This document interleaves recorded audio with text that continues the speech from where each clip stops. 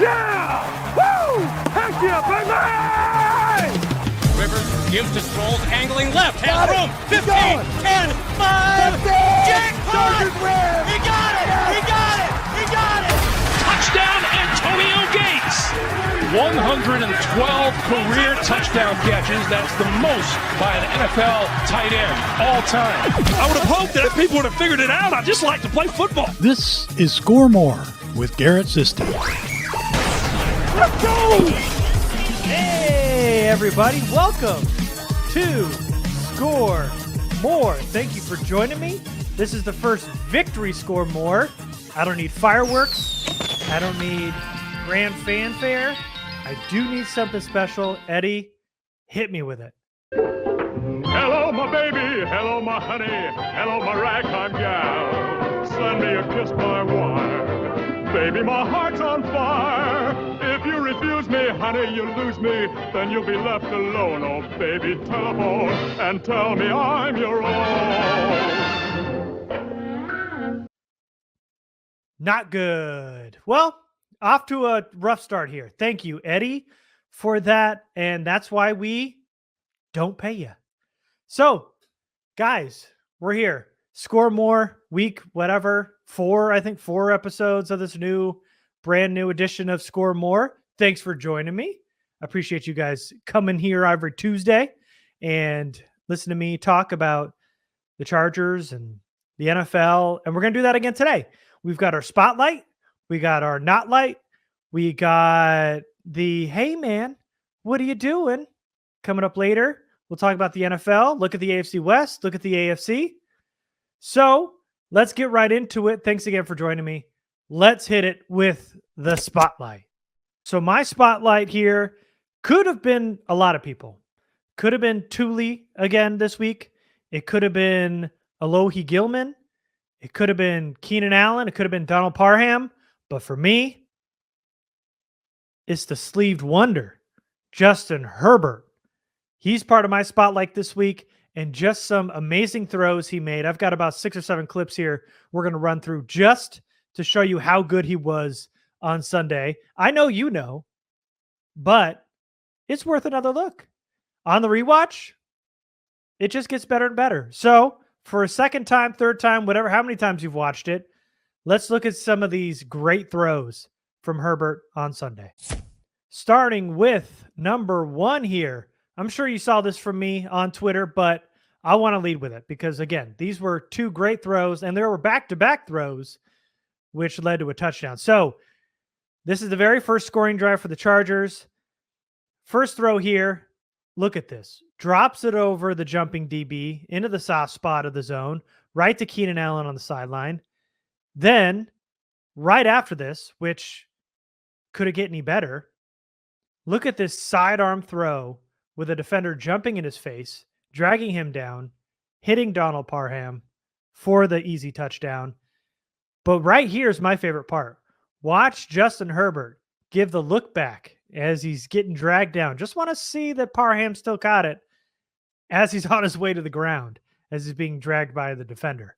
Number 2, Herbert here works through his progressions, wants to go to Keenan Allen on the left side, but that window closes fast, and it closes at the last minute. He readjusts his feet with the pocket closing in on him, hits Gerald Everett over the middle, who goes laterally to get the first. Number 3 here, Justin Herbert fading away and has the arm strength to hit Mike Williams with the corner closing in on him. Look at this. He's going backwards off his back foot, still has enough mustard to hit Williams out of his break.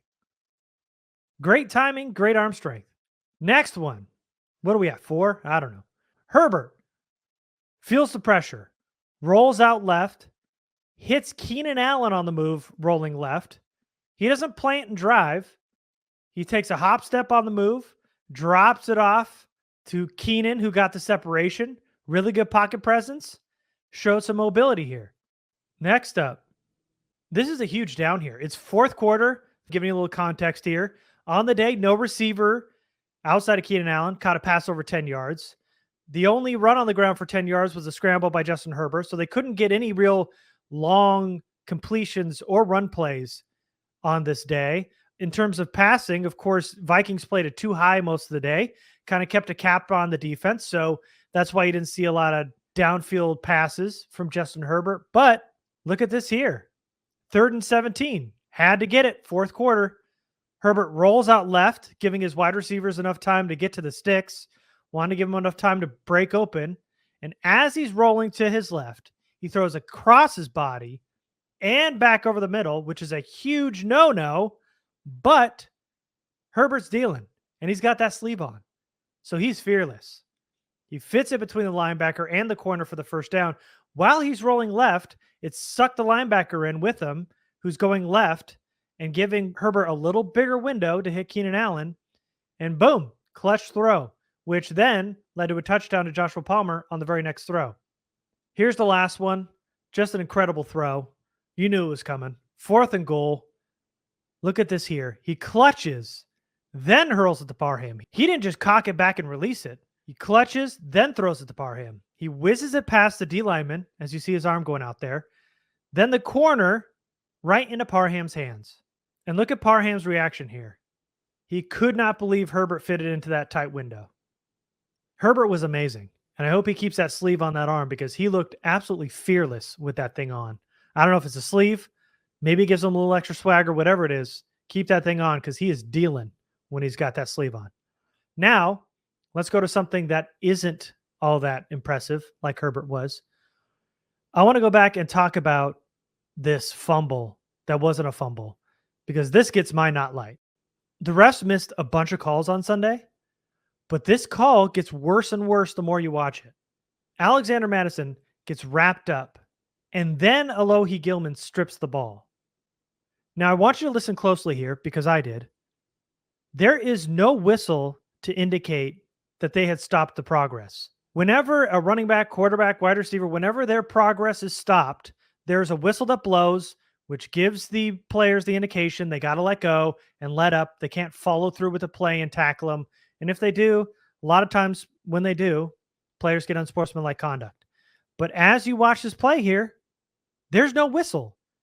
And you know there's no whistle because you don't hear the actual whistle until JT Woods grabs the ball and is running with it, and they try to stop the play. Listen in. That's a tough one on the edge for me. 1st and goal at the 3. Madison trying to find the end zone. The ball is out. Another Vikings fumble.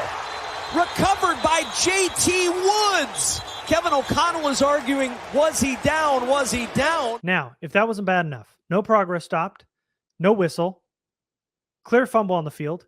But then you see in your picture here, that little blue piece of cloth dropping there. That's to indicate a fumble. A referee indicated there's a fumble on the field, threw it down for a change of possession. The Chargers recover, start to run with it, and then they decide it's dead. They decided after the fact the progress was stopped. They did not call it initially on the field. They couldn't review it, and the Vikings get to keep the ball. This is my NOTlight. That's a fumble. Chargers were robbed of a turnover there. That's terrible. Even Alohi Gilman said it on Twitter. So despite that call, Chargers still found a way to win. They are 1-2. Vikings fall to 0-3. Let's look at how the rest of the AFC West did on Sunday. The Chiefs blew out the Bears, but nobody cares because Taylor Swift brought her date to play at Arrowhead. The Raiders lost on Sunday night to the Steelers at home. And the Raiders are the only NFL team since 1994 to attempt a field goal in the last 3 minutes of the 4th quarter when down by exactly 8 points with less than 5 yards to go for either a first down or a touchdown, which tells you that was a bad call by Josh McDaniels, and Devontae Adams ain't waiting around either. I don't act like it's all crazy. It's week 3, but I don't got time to wait around. I mean, it's not a personal thing. I mean, it is a personal thing, but it ain't just about me. But I mean, it's not my mentality to sit here and try to take all season to figure it out. You use these early games like this to establish our identity, and we're not doing things the right way to establish a winning culture early in the season. So we got to do something to turn that around. And then the biggest eye-popping score of the week was the Broncos losing 70-20. Bronco fans had to take to Madden to make themselves feel better. And Garrett Bowles, the Broncos tackle, is tired of always losing. Tired of losing, man. I've been here for 7 years, and all I've done is lost, and it's frustrating. Sean Payton was taking shots at old Broncos coach Nathaniel Hackett, and yet he puts up the worst performance in franchise and NFL history. Broncos country, let's ride. Dolphins wide receiver Chosen Anderson had a great soundbite here about only scoring 70 points against the Broncos. Yeah, like once we got to 70, I was like, let's just go get 100. It was like a lot of time there too, so I was like, let's just go get 100. You know, that's how I was feeling. So, Chargers and Chiefs win. Raiders and Broncos lose. Let's take a look at that AFC West. Chiefs are now ahead. They're 2-1. Raiders have lost 2 in a row. Chargers 1-2 as well. And the Broncos fall to 0-3. So a big game coming up this Sunday against the Raiders. But let's talk about the rest of the NFL. Most of the good teams won this weekend. The 49ers punched the Giants in the mouth. The Bills slapped around the Commanders. The Seahawks shoved around the Panthers. The Jets get hit in the nuts by Mac Jones and the Patriots. And the Lions won. Are you sure about that? Are you sure about that? Are you sure about that? The Packers found a way to overcome this and still beat the New Orleans Saints. And then there were quite a few upsets this Sunday as well. We had the Colts beat the Ravens in overtime. We got a fullback kick return touchdown, and the Texans stomped on the Jags in Jacksonville, who now fall to 1-2. The Cardinals get their first win over the Cowboys off a game-winning interception by none other than former Charger Kaiser White. And I will take every chance I can to take shots at Deshaun Watson. And this week, he's part of my, hey man, what are you doing? Rather than taking a sack, he bullets a pass backwards while falling down. A huge loss on first down. And Deshaun Watson, hey man, what are you doing? So let's look at how the AFC is looking right now. The Dolphins, now the only team undefeated, going 3-0. We've got a ton of 2-1 teams, a ton of 1-2 teams. We see the Broncos there at 0-3. But the Sunday is going to be important for the Chargers because they play the Raiders this week. That's important for a couple of reasons. One, you want that divisional win. That's really important. Getting the AFC win, the divisional win, obviously good too. Also, getting 2-2 in the bye feels really, really good going on a 2-game winning streak going into the bye. Then some of your hurt players like Austin Eckler, Joey Bosa, some other guys that might be banged up, get a little bit healthier, come out of the bye, come out of the gates running, hopefully. And 2-2, getting a 500 feels a lot better. You jump the Raiders now, who you're tied with right now at 1-2, excuse me. Both teams are 1-2. Chiefs are 2-1. If the Chiefs lose, then you're tied in first place. But what's important is getting that divisional win. And the Raiders are absolutely reeling right now. They're having their struggles. They lost 2 in a row now. Chargers got to jump on that. Jump on that opportunity. Go 2-2. Have the Raiders fall to 1-3. Get that divisional win. Get some momentum going into the bye. And that is going to take us to the end of Score More. Thank you so much for joining us. I appreciate you guys. I will see you next Tuesday. And let's just hope the Chargers score more on Sunday.